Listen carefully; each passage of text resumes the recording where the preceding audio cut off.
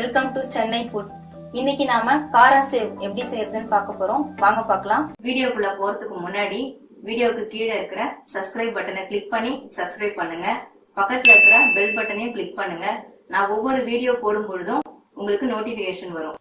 நம்ம சேனல்ல ரொம்ப ஈஸியா புரிந்து கொள்ளும் வகையில் நிறைய ரெசிபிஸ்க்கான வீடியோஸ் அப்லோட் பண்ணியிருக்கேன். அதையும் போயிட்டு செக் பண்ணி பாருங்க. காராசேவ் செய்யறதுக்காக நான் 2 கப் அளவுக்கு கடலை மாவு எடுத்திருக்கேன். 2 கப்பு கடலை மாவுக்கு 1 கப்பு அரிசி மாவு சேர்த்து விடணும். நான் 1 கப் அளவுக்கு அரிசி மாவு எடுத்திருக்கேன். இதை நம்ம பாத்திரத்துக்கு மாத்திக்கலாம். அரிசி மாவு கடலை மாவு ரெண்டுத்தையும் பாத்திரத்துல சேர்த்து விட்டாச்சு. 1/2 ஸ்பூன் அளவுக்கு ஓமம் எடுத்திருக்கேன். அதையும் இதுல சேர்த்து விட்டுறலாம். 1 ஸ்பூன் அளவுக்கு மிளகுத்தூள் எடுத்திருக்கேன். அதையும் இதுல சேர்த்துடலாம். மிளகுத்தூள் கொஞ்சம் கரகரப்பா பவுடர் பண்ணிக்கோங்க. அப்பதான் காராசேவுக்கு நல்லா இருக்கும். கொஞ்சமா பெருங்காயத்தூள் 1/4 டீஸ்பூன் அளவுக்கு சேர்த்துக்கலாம். உப்பு தேவையான அளவு 1 ஸ்பூன் அளவுக்கு நான் சால்ட் சேர்க்கிறேன். இதுலயே 1 ஸ்பூன் அளவுக்கு நம்ம நெய் சேர்த்து விட்டுறலாம். வெண்ணெய் இருந்தா வெண்ணெய் சேர்த்துக்கோங்க, வெண்ணெய் இல்லைன்னா நெய் சேர்த்துக்கலாம். நான் அடுப்புல சூடான எண்ணெய் வச்சிருக்கேன். ஒரு குழி கரண்டி அளவுக்கு சூடான எண்ணெய் அதையும் சேர்த்து விட்டுடலாம். காராசேவு நல்லா முறுமுறுப்பா வர்றதுக்காக தான் எண்ணெய் சேர்க்கிறோம். பொறுமையா கலந்து விட்டுக்கோங்க. எண்ணெய் சூடாதான் இருக்கும். சேர்த்து விட்ட எல்லா பொருட்களையும் எண்ணெயோட சேர்த்து நல்லா கலந்து விட்டாச்சு. இப்ப கொஞ்சம் கொஞ்சமா தண்ணி சேர்த்து நல்லா சப்பாத்தி மாவு பதத்துக்கு, அதை விட கொஞ்சம் லூசா மாவு இருக்கிற மாதிரி பிசைஞ்சு எடுத்துக்கலாம்.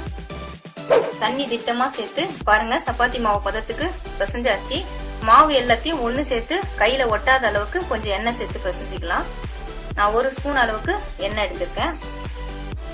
1 ஸ்பூன் அளவுக்கு எண்ணெய் அப்ளை பண்ணி பிசைஞ்ச உடனே பாருங்க கையில ஒட்டல, நல்லா சாஃப்டா இருக்கு. முறுக்கு குழல்லையும் எண்ணெய் பூசிக்கோங்க. நான் 3 ஹோல்ஸ் இருக்கிறது காராசேவ் வச்சு தான் போட்டிருக்கேன். இதுல இப்போ மாவு ஃபில் பண்ணிட்டு நம்ம ஸ்ட்ரைட்டா எண்ணெயில புழிஞ்சிடலாம். அச்சில எந்த அளவுக்கு மாவு போட முடியுமோ அந்த அளவுக்கு போட்டுக்கோங்க. எண்ணெய் நல்லா சூடா இருக்கு, நம்ம எண்ணெயில புழிஞ்சு விட்டுருக்கோம்.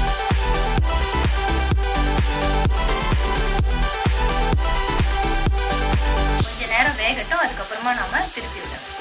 புழிஞ்சு விட்ட காராசேவு நல்லாவே வெந்துருச்சு பாருங்க. எண்ணெயில சலசலப்பு எல்லாம் அடங்கிடுச்சு. இந்த அளவுக்கு தான் செவந்து வரும். நம்ம அரிசி மாவு சேர்த்திருக்கிறதுனால இந்த கலர் தான் வரும். இப்ப நாம இதை பிளேட்டுக்கு மாத்திக்கலாம். இதே மாதிரி எல்லா மாவையும் நாம பொரிச்சு எடுத்துக்கலாம். ரெடி பண்ண மாவுல காராசேவு எல்லாத்தையுமே பொரிச்சு எடுத்துட்டாங்க. இந்த அளவுக்கு வந்திருக்கு. நான் 2 கப்பு கடலை மாவு 1 கப்பு அரிசி மாவு தான் சேர்த்து விட்டுருக்கேன். அதுக்கு இந்த அளவுக்கு நமக்கு காராசேவு கிடைச்சிருக்கு. நான் இன்னும் இதை உடைச்சு விடல. இப்ப நான் அடுப்பு ஆஃப் பண்ணி வச்சிருக்கேன். அந்த எண்ணெயிலே கொஞ்சம் கருவேப்பிலை போட்டு நம்ம பொரிச்சு எடுத்துடலாம்.